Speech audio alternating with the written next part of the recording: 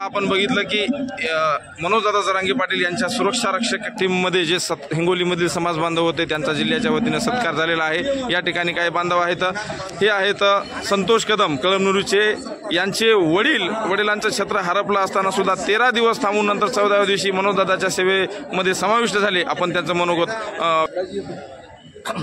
सगळ्याला माझा जय जिजाऊ। आज माझं वडिलाचं क्षेत्र हरवलं जरी माझ्या समाजानं मला ओटीत घेतलं आणि माझ्या ज्या वडिलाचे आशीर्वाद जे तुम्ही दिलेला आहे आणि ते वडील स्वरूपी आशीर्वाद आहे। आणि खरंच प्रत्येकानं आपल्या समाजाप्रती आपलं प्रेम असलं पाहिजे आणि आपल्या समाजासाठी काम केलं पाहिजे, ते समाज कोणताही असो। कारण आज आपल्या समाजावर होणारा अन्याय आरक्षणाच्या माध्यमातून आपल्याला बघायला भेटते। हे आमच्या गोरगरबाच्या शेतकऱ्यावर व्हायला आहे, हे आम्हाला गरजवंत मराठ्यासाठी आम्हाला असं उठावंच लागते। आणि ही उठल्याशिवाय कितीही वेदना आपल्या मनामध्ये भरल्या असतील तरी 40 वर्षापासून वेदना हे आमच्यासाठी कमीच होता। आणि हे आम्हाला वेदनेतून मुक्त करण्यासाठी आरक्षण प्राप्त करण्यासाठी अवरात्र प्रयत्न, जीवावर संकट जरी आलं याच्यापेक्षाही मोठं संकट आलं परंतु या आरक्षणापासून आम्ही हटणार नाही। कारण ही ताकद आम्हाला संघर्ष योद्धा मनोज जरांगे पाटलांनी पाजवलेली आहे आणि हे विचार आम्ही सतत घेऊन राहणार आहोत। आणि खरंच हिंगोली जिल्ह्याचं मी कौतुक करतो, कारण आतापर्यंत सतत लढ्यामध्ये जोराने पाठीशी आहेत। याच्याबद्दल सकल मराठा समाज हिंगोली जिल्हा आपला आभार व्यक्त याबद्दल। यानंतर दुसरे बांधव आहेत बाजीराव दादा, आपण यांच्याकडे बघू शकता। मनोजदादा जरांगे पाटील यांच्या संरक्षणासाठी प्रयत्न करत असताना परभणी जिल्ह्यामध्ये एंट्री मारत असताना ते गाडीहून पडले आणि त्यांच्या पायावरून जीप गेलेली आहे, त्यांचा पाय पूर्ण फ्रॅक्चर झाला होता। आपले 2 शब्द व्यक्त करा सर। जरांगे पाटील हे महाराष्ट्रातच नाही तर भारतात नाही जगात असं नाव झालेलं माणूस आणि एक माणूस आहे, कोणाला 1 रुपयाचा म्हणजे बाटला सुद्धा माणूस नाही। त्याच्यामुळं आमचा जीव त्या माणसावर आहे, त्याच्यामुळं आम्ही त्यांची सुरक्षा करण्याचे काम करतो। कारण असा जगात माणूस होणार नाही, हे माणूस संपला तर दुसरा होत नाही, म्हणून आम्ही त्यासाठी आवरात झटणारी ही आमची टीम आहे। आणि सगळे बांधव कोणत्याही म्हणजे लालचेपोटी तिकडे जात नाही, निस्वार्थी सेवा करणारी आमची टीम आहे। धन्यवाद बाजीराव दादा। आपण बघू शकता आता काठीच्या साह्याने ते चालत आहेत, परंतु जरांगे पाटलांचे संरक्षण करता करता जे नुकसान झालं तरी त्यांना त्याचा अभिमान आहे। आपण आपल्यासोबत आशिष मगर सर सुद्धा आहेत, या ठिकाणी यूट्यूबच्या माध्यमातून समाज बांधवांच्या भावना मांडत असतात। सर, काय वाटते आजच्या कार्यक्रमाविषयी? जय जिजाऊ। आजचा कार्यक्रम खूप सुंदर झाला। विशेष म्हणजे ज्यांनी आपलं घरदार सगळ्या घरादारावर तुळशीपत्र ठेवून जरांगे पाटलांसोबत काम केलं, जरांगे पाटलांच्या सुरक्षेची ज्यांनी हमी घेतली, ते आमची संस्कृती खरं म्हणजे त्यांचंच हे खूप मोठं इथं सन्मान केला सगळ्यांनी। त्याचबरोबर सगळे जे ब्लॅक कॅट कमांडो होते आमच्या हिंगोलीचे, त्या सगळ्यांमुळं कळालं की बाबा जर सरकारनं आम्हाला सुरक्षा दिली नाही तर मराठा समाज काही एवढा दुधखुळा नाही, ते स्वतःची सुरक्षा स्वतः करू शकते। तुम्हाला Z+ नाही, त्या Z+ पेक्षा डबल आणि ट्रिपल Z+ सुरक्षा आमचे फक्त एका हिंगोली जिल्ह्याने दिली।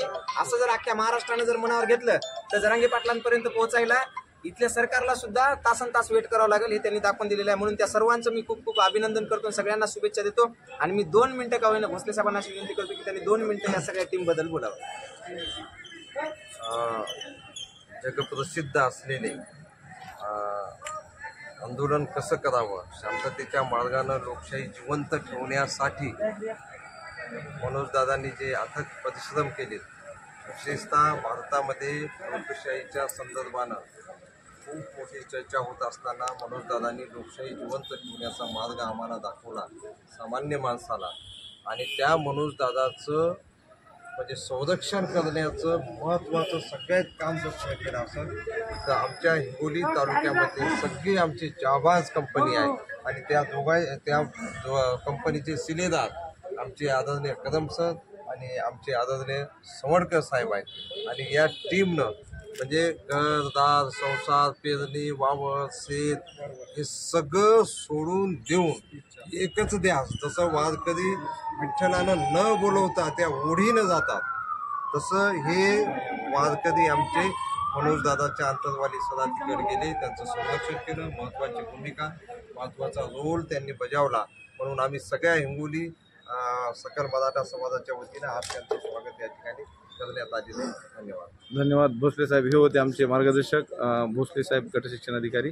यानंतर प्राध्यापक सवंडकर सर आहेत। सर, आजच्या कार्यक्रमाविषयी आणि जो अंगरक्षकांचा जो सत्कार होता, मनोजदादा जरांगे पाटील यांच्या अंगरक्षकांचा सत्कार, त्याविषयी आपण 2 शब्द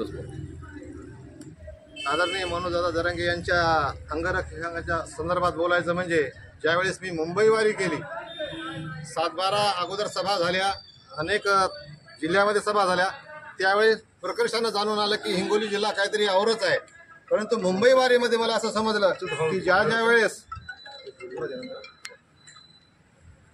सभा व्हायच्या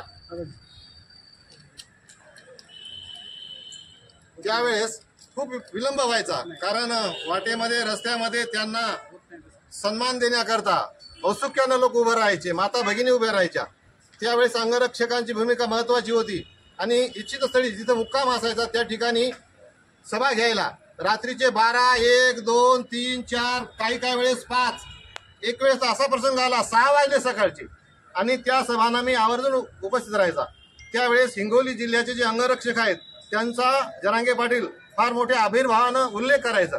त्यावेळेस माझी छाती गर्वाने फुलून येते होती. आणि पाहतो आता आमचे सवंडकर भाऊ आहेत, कदम साहेब, संतोषराव आहेत, खरं म्हणजे यांना इजा पोहोचलेली आहे, फ्रॅक्चर झालेले आहेत. आणि हे बांधव जे आहेत त्यांचे चेहरे आता पाहिल्यानंतर वाटतं की हे आपले भाऊ आहेत, परंतु त्यावेळेस मला ते नवे नवे चेहरे वाटायला लागले. परंतु पुण्यापासून आमची ओळख झाली पहा. तर अशा प्रकारे आमच्या या हिंगोली जिल्ह्यातल्या अंगरक्षकाने ही जी भूमिका सार्थ ठरवलेली आहे, जरांगे पाटलांचा त्यांच्यावरती विश्वास आहे आणि त्यामुळं सर्व हिंगोलीकर त्यांच्या या कार्याबद्दल त्यांचं कौतुक करून फलद्रूप झालेले आहेत. आणि म्हणून मी त्यांचं सर्वांचं एकदा टाळ्या वाजून हार्दिक अभिनंदन करावं असं इच्छा करतो. एक मराठा.